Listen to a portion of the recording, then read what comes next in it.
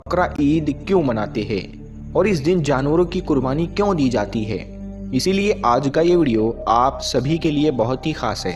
आप हिंदू हो या मुसलमान, आप इस वीडियो को आखिर तक ज़रूर देखें और मेहरबानी करके इसे शेयर भी कर दे ताकि बकरा ईद आने से पहले पहले ये वीडियो और भी लोगों के पास में पहुंच जाए।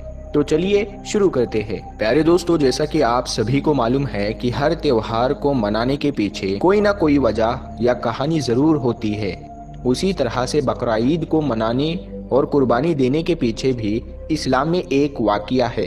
याद रखें, अल्लाह ताला अपने महबूब बंदों से यानी कि अपने नबी और पैगंबरों से बहुत मोहब्बत किया करते हैं और वक्त वक्त पर उनका इम्तिहान भी लेते रहते हैं। इसी तरह से एक बार हज़रत इब्राहीम अलैहिस्सलाम का भी इम्तिहान लिया गया।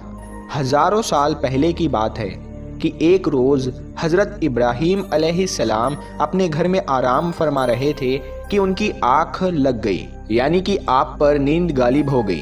तभी आप अलैहिस्सलाम ने अपने ख्वाब में देखा कि अल्लाह ताला आपसे फरमा रहा है, ए इब्राहीम, आप अपने सबसे प्यारी और अजीज चीज़ को मेरी राह में कुर्बान करो। प्यारे दोस्तों, याद रहे, नबियों और पैगंबरों का ख्वाब कभी भी झूठा नहीं हो सकता। इसीलिए हज़रत इब्राहीम अलैहिस्सलाम ने ये ख्वाब सच जाना और अपनी अजीज चीज़ को अल्लाह की राह में कुर्बान करने के लिए तैयार हो गए। उस वक्त हज़रत इब्राहीम अलैहिस्सलाम के पास में काफ़ी तादाद में ऊँट हुआ करते थे। इसीलिए सुबह होते ही आपने उन ऊँटों में से 100 ऊँटों की कुर्बानी दे दी, यानी कि 100 ऊँट अल्लाह की राह में कुर्बान कर दिए। मगर फिर जैसे ही दूसरी बार आपकी आँख लगी तो फिर से अल्लाह ताला की तरफ से आवाज़ आई कि ए इब्राहीम, आप अपनी सबसे प्यारी और सबसे अजीज चीज़ को मेरी राह में कुर्बान करो। तो इसीलिए फिर दूसरे दिन हज़रत इब्राहीम अलैहिस्सलाम ने 200 ऊँटों की कुर्बानी दे दी, यानी 200 ऊँट अल्लाह की राह में कुर्बान कर दिए।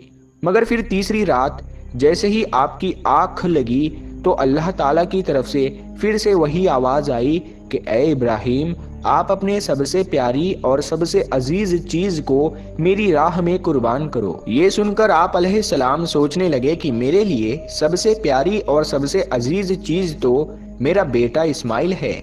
आप सोचने लगे कि अल्लाह ताला कहीं ये तो नहीं देखना चाह रहा कि मैं सबसे ज़्यादा प्यार अपने फर्जंद यानी कि अपने बेटे इस्माइल को करता हूँ या फिर अपने खाली की हकीकी से करता हूँ। प्यारे दोस्तों, हम आपको बता दें कि हज़रत इब्राहीम अलैहिस्सलाम और हज़रत हाजरा का सिर्फ एक ही बेटा था और वो भी काफ़ी दुआ और मन्नत करने के बाद में अल्लाह ताला ने आपको बुढ़ापे की उम्र में अता किया था। इसीलिए हज़रत इब्राहीम और हज़रत हाजरा अपने बेटे इस्माइल से बहुत प्यार किया करते थे। मगर जैसे ही आप अलैहिस्सलाम ने अल्लाह का ये हुक्म सुना तो आपने ये इरादा कर लिया कि वो अपने सबसे अजीज चीज़ और सबसे प्यारे बेटे इस्माइल को अल्लाह की राह में कुर्बान कर देंगे। इसीलिए फिर दूसरे दिन हज़रत इब्राहीम अलैहिस्सलाम ने अपनी बीवी हज़रत हाजरा से कहा, ए हाजरा, अपने बेटे को गुस्ल कराओ, नए नए कपड़े पहनाओ और खुशबू लगाकर बिल्कुल दूल्हे की तरह तैयार कर दो। आज हम अपने एक दोस्त के घर पर दावत पर जा रहे हैं। ये सुनकर आपकी बीवी हज़रत हाजरा बहुत खुश हुई और खुशी खुशी से अपने बेटे हज़रत इस्माइल को तैयार कर दिया। फिर जब हज़रत इब्राहीम अलैहिस्सलाम अपने प्यारे बेटे इस्माइल को लेकर फिलिस्तीन से मक्का की तरफ रवाना होने लगे, तभी आपके घर में एक शैतान दाखिल हुआ और वो आपकी बीवी हज़रत हाजरा से कहने लगा, ए हाजरा, क्या तुम्हें पता भी है कि तुम्हारे प्यारे बेटे को कहाँ पर ले जाया जा रहा है? तुम्हारे बेटे को तुम्हारा शोहर किसी दोस्त के घर दावत पर नहीं ले जा रहा है, बल्कि तुम्हारे प्यारे बेटे इस्माइल को कुर्बानी करने के लिए ले जाया जा रहा है, यानी कि मारने के लिए ले जाया जा रहा है। ये सुनकर हज़रत हाजरा ने कहा, मैं अपने इब्राहीम को अच्छी तरह से जानती हूँ, भला एक बाप अपने बेटे को क्यों मारेगा? तो ये सुनकर शैतान ने कहा कि तुम्हारे शोहर इब्राहीम ने एक ख्वाब देखा है जिसमें अल्लाह ने तुम्हारे प्यारे बेटे इस्माइल की कुर्बानी मांगी है, इसीलिए इब्राहीम इसको कुर्बानी करने के लिए ले जा रहे हैं। तो ये सुनकर आपकी बीवी हज़रत हाजरा फ़क्र से कहने लगी, ऐ शैतान, तुम पर लानत हो, अगर मेरा बेटा अल्लाह की राह में قربان ہونے ہے تو میرے لیے اس سے بڑی خوشی کی بات اور کیا ہوگی؟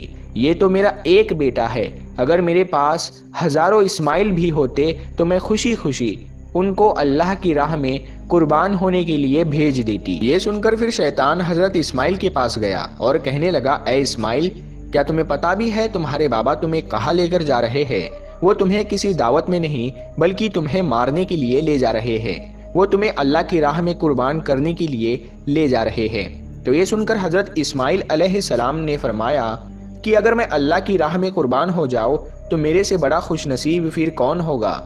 یہ سن کر شیطان بہت مایوس ہوا، اسی لیے پھر وہ حضرت ابراہیم علیہ السلام کے پاس پہنچا اور کہنے لگا، اے ابراہیم، اپنے پیارے بیٹے کو قربان کرنے کے لیے کیوں لے جا رہے ہو؟ تمہیں پتا بھی ہے کہ تمہاری یہ قربانی اللہ کی بارگاہ میں قبول ہوگی بھی یا نہیں؟ اور دوسری بات، جب تم اپنے اس بیٹے کو قربان کر دو گے تو پھر بڑھاپے میں تمہاری خدمت کون کرے گا؟ بڑھاپے میں تمہاری دیکھ بھال کون کرے گا؟ یہ سن کر پھر حضرت ابراہیم علیہ السلام نے کچھ پتھر اٹھائے اور شیطان کو لعنتی کہہ کر مارنے لگے۔ یہ دیکھ کر شیطان وہاں سے بھاگنے لگا۔ دوستو، کہا جاتا ہے کہ تبھی سے مکہ میں حج کے دوران شیطان کو پتھر مارا جانا شروع ہوا۔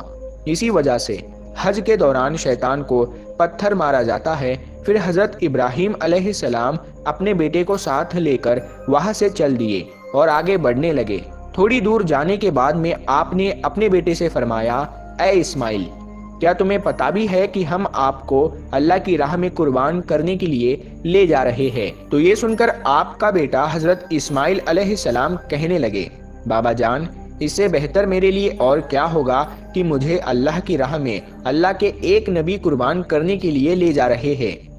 لیکن بابا، میری ایک التجا ہے، جب آپ میرا گلا کاٹو گے تو آپ وہ دیکھ نہیں پاؤ گے، اسی لیے پہلے آپ رسی سے میرے ہاتھ اور پاؤں کو اچھی طرح سے باندھ لیجئے، اور میں چاہتا ہوں کہ آپ بھی اپنی آنکھوں پر ایک پٹی باندھ لیں تاکہ آپ کو میرے گلے پر چھری چلاتے وقت ترس نہ آ جائے۔ بس پھر کیا تھا، حضرت ابراہیم علیہ السلام نے اپنے پیارے بیٹے اسماعیل کے ہاتھ اور پاؤں باندھے اور اپنی آنکھوں پر بھی پٹی باندھ لی، اور پھر اپنے ہاتھوں میں ایک چھری لے کر آسمان کی طرف دیکھا اور کہنے لگے، اے اللہ، اگر آپ مجھے 1000 اسماعیل بھی دیتے تو میں خوشی خوشی کے ساتھ میں ان سب کو آپ کی راہ میں قربان کر دیتا۔